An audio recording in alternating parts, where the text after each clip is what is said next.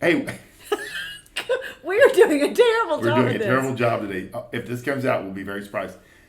Hey, it's the Fort Worth Playboy, And my Playboys Bunny. and welcome to our podcast where we discuss pickup, game, relationships. Sex. And today, we're going to be talking about why letting a girl know you like her turns her off. Because I think Masculine Peak, he put up a very simple, I love some of his questions. How do you make a girl dislike you? And I was like, let her know you like her. Yeah. And guys, especially guys that know, all agreed. Yeah. It's the number one way of turning off a girl quickly. And assuredly, she'll never turn it on again. No, You know? God. No, Once it's done. Once you've it's out, done it's out. it, nope. Yeah. And guys learn this the hard way, but quite often they don't even know what happened. Yeah. You know, I had a situation like when I was in college. There was a girl, Sherry, that athletic, just my type, had a boyfriend, and of course I never went serious for anything. And we worked together in the summer too. You know, and then she was in college. And I started to like her, like towards where we would start working together again. So it was in the spring. Yeah. And for whatever reason, maybe it was like work-related stuff or school, I was around her a little bit more than normal. Yeah. You know, and had only been platonic friends. I had a reputation as running around. Yeah. You know, all the good things. But I was very nice to her. You know what I mean? Because being a work friend and being in school together. And then I started thinking, I'm going to take a shot at this girl. Right. You know, I'm going to take a run at her, you know. But I made the mistake of, one, telling a couple people. Oh, shit. And doing it in a way that I started kind of like being too nice. You know, like as a boyfriend behaviors before you're their boyfriend. You know what I mean? Just, there's no edge. There's no, all the things that work for me, for whatever reason, I didn't turn them on. Yeah. It'd be like being around like your sister, you know, because these are things that like are edgy, but I just didn't do it. Yeah. You know, because I liked her. Yeah. Before I'd fucked her, you know, which is always a bad idea. So we're at spring break. First night, we're at and I'm finagle getting her to go back. She's like, got to go back to her room. I said, I'll go with you. Yeah. And I walked back. Well, I get in the elevator, and whatever like vibe we had, whatever, was done. Oh. It was just a flat, cold, like, I might as well have been like a sanitation worker. Yeah. Standing there. Well, okay, have a good night. And she like bolts out of the elevator. And for years, I go, what happened? Yeah. I have like 100% close rate.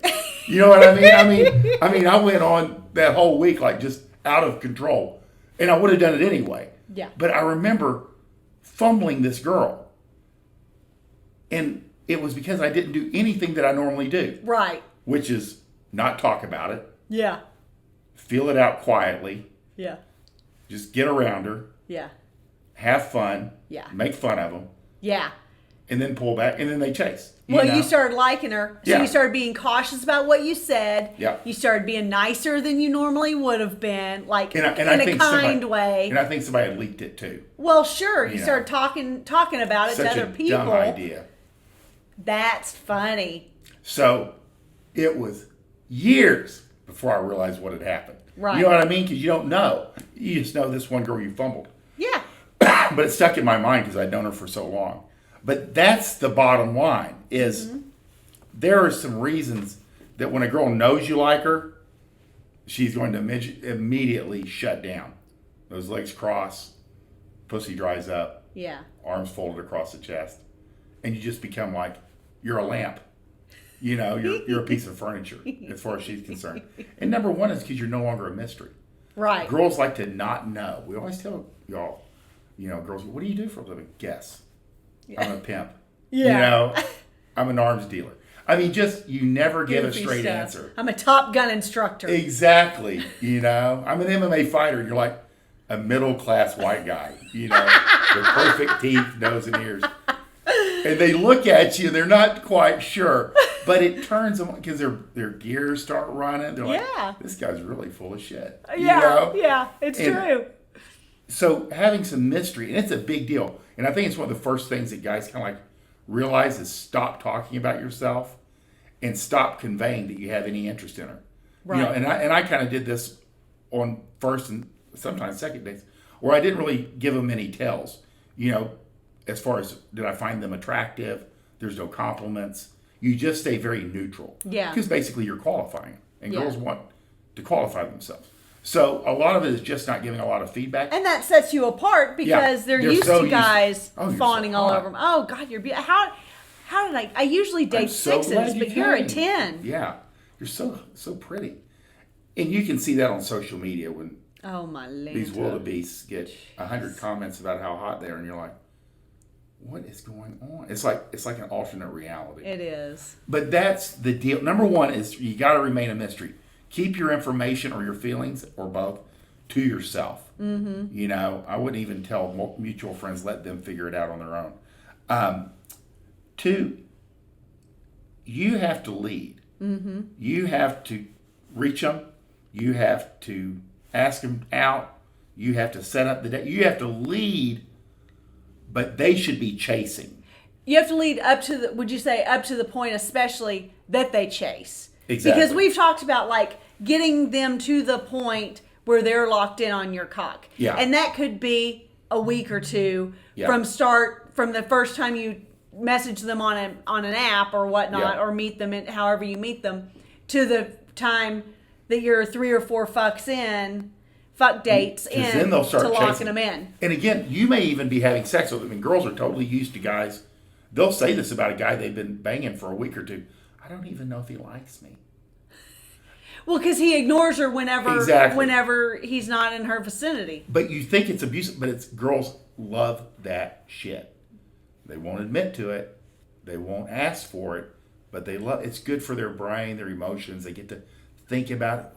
They get to have the drama. They get to have the drama, even though it's not like really drama that you have to involve yourself in. It's your absence. Yeah. And we always say that girls become attracted in your absence. Right, So right. you got to give them some time to think about you. And she really does want to earn your affection. Girls are so used to being handed everything by men. Yes. You know, here's my balls on a plate. Here's my money. Here's shelter. Here's my affection. Here's some flowers.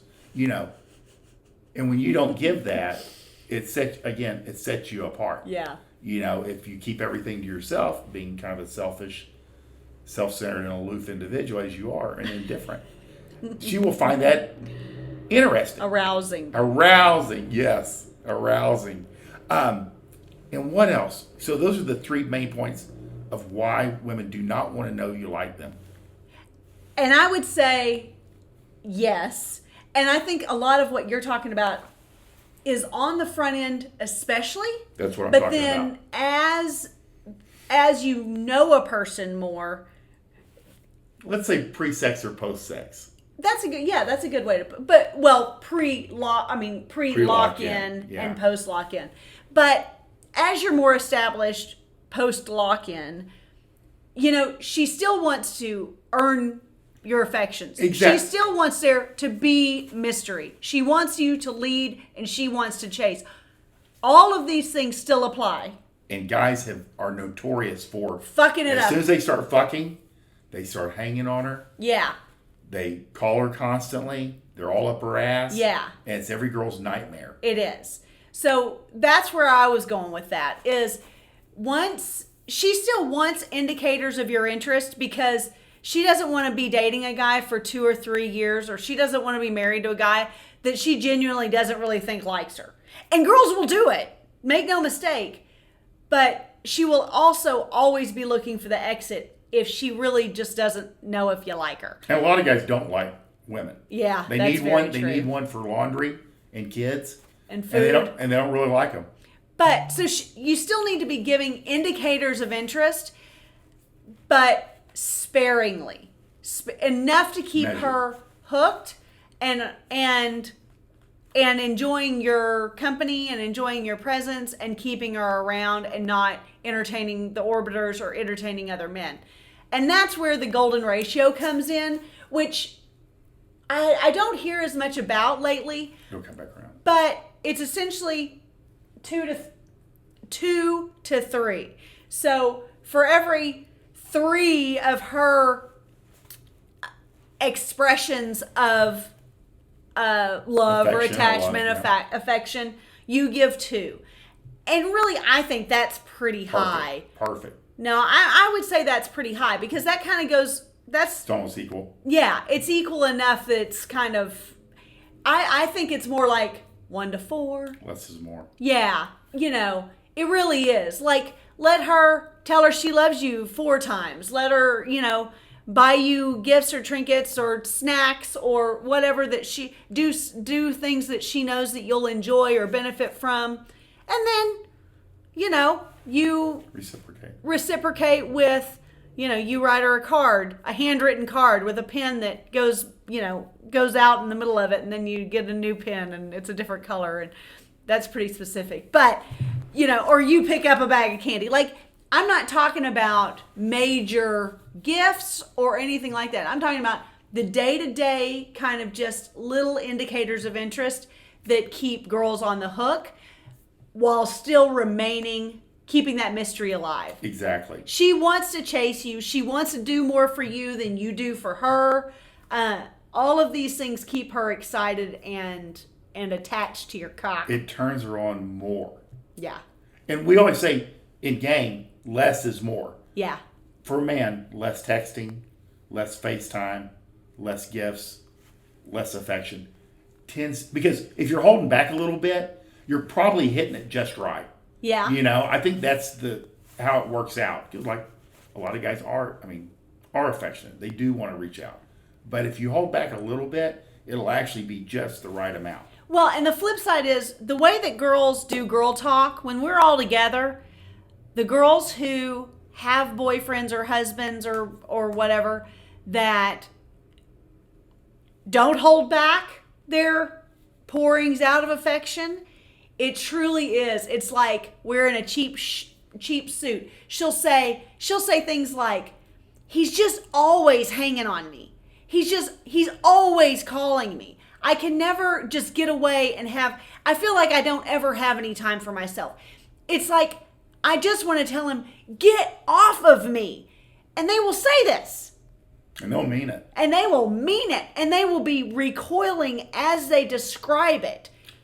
It disgusts them to no end for you to always be needing. Up their ass. Yeah. And I'm not talking about like sexual innuendo stuff. I'm talking about like hanging on her, always wanting to hug on her, always doing things for her, going out of your way to do all kinds of things, say all kinds of things, pour out your affections. It's like vomiting affection. It's like washing your car, filling your car, doing all these things, and she really doesn't appreciate any of it. And that's the biggest point. Yeah, I think that's the biggest point. She does not appreciate it. They take shit for granted real quick. Yeah. And that's why dread works so well. Exactly. We'll talk. I mean, dread is like a nuclear bomb. It can solve things. It can solve problems. It can solve conflict, and it can cause a lot of destruction if it's used improperly. Well, and it can be a finite point where if the girl doesn't get in line once you've utilized the dread tactics, there's different levels. Then you can bolt her. And you've got a great book on this. Exactly. That you we'll compiled. Leave the link down below. Yeah, the link is down below, but Fort Worth put together a really great compilation of Chateau Heartiste writings on this topic specifically. Get it if you haven't, because it's fucking phenomenal. It is. It is. And a lot of the guys unwittingly go into this like, they're like, well, I'm affectionate and I watched the Disney and my dad hung on my mom and Right. But with modern women, they'll walk. Yeah. They'll take you to the cleaners. Yeah. They'll shut down, close their legs, take the kids. They'll go live with their mom, sell the house.